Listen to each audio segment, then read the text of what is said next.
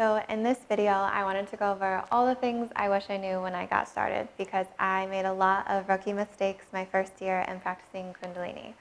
So first thing I want you to focus on is really relaxing your body as you're doing these movements and as you're trying to get the energy to run through your body. Because before I would squeeze and tense myself up, really trying to focus this energy up.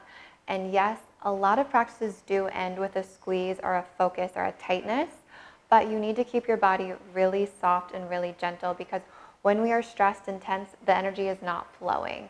It's not flowing as easily through our body. Like I notice I'll have Kundalini experiences when my body gets fully, deeply relaxed because it allows the energy to flow through. And that also goes in with the alignment of the spine. I wish I would have had a bigger focus on my spinal alignment when I got started too, because it makes a world of difference which position your spine is in. So always trying to make it a mental note to check in with, are my shoulders open? Is my sacrum forward? Is my sacrum back? Because you will start to get a lot of back pain practicing Kundalini if you do not have a fully straight spine. Another thing I wish I knew when I got started was how to deal with the sensitivities that I was about to tap into. One thing that I love the most about Kundalini is the human potential that you tap into when you start to practice, because the Kundalini, it starts to change your body and new abilities come online, new sensitivities start to come online, but that also can be really overwhelming as well when you are in a new situation or you're looking at people and you have this greater perception and awareness that you didn't have before. For me personally, I have had my empathic skills really dialed up.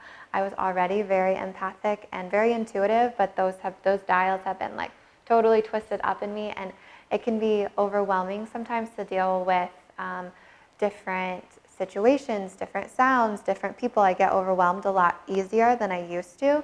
And it's definitely a gift in its own. It's a gift to be able to be that sensitive and to work with myself in that way.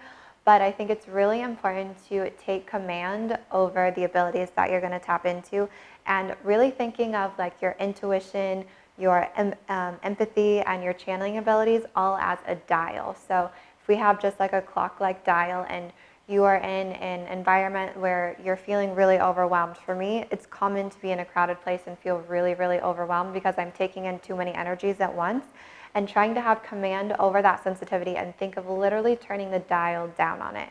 And it's the same with intuition or with channeling, although, it's the same type of thing. If you're feeling too intuitive, you are getting too many, you're getting too many hits out of a situation and too many things are coming to you that it's really overwhelming, because of course intuition can be a gift to know and to follow the flow of things, but it can also come to a point where it's too much knowing that you're not really comfortable and it's kind of running your life. Think of just turning that dial down, right? So always checking in with yourself and commanding time and space. And I would really recommend also looking further into ways to support your empath and to support your empathic abilities and your sensitivity abilities, whether that's creating more boundaries, finding a space that really recharges you, and then starting to get really clear on what works for you and what doesn't work for you is going to be important as you get more sensitive.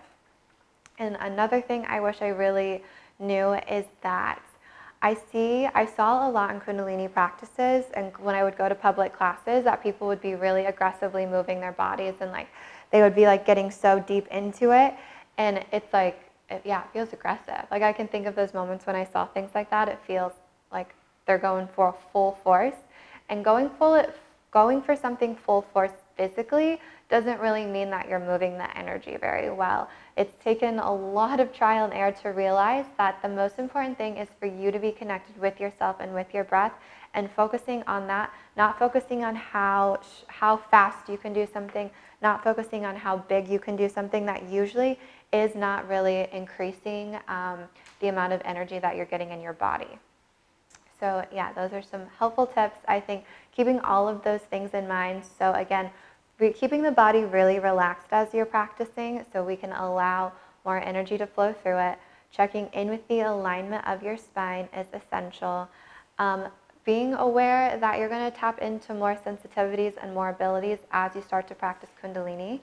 And for last but not least, that the intensity of a movement does not necessarily equal the intensity of a practice.